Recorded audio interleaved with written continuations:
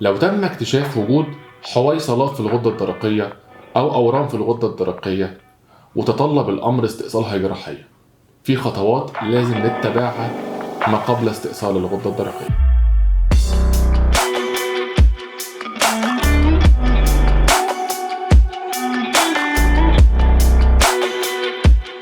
قبل استئصال الغدة الدرقية في مجموعة خطوات لازم يتم اتباعها طبيا.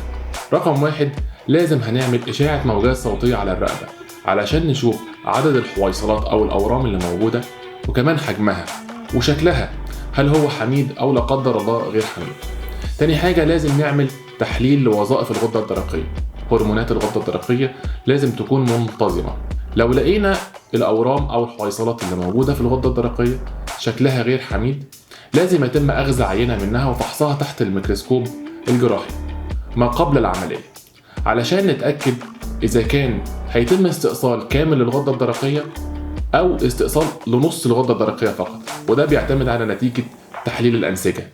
مش كل الأورام في الغدة الدرقية بتكون أورام خبيثة، في كتير منها أورام حميدة بيتطلب استئصال نصف الغدة الدرقية فقط. أشوفكم على خير في الفيديو اللي جاي.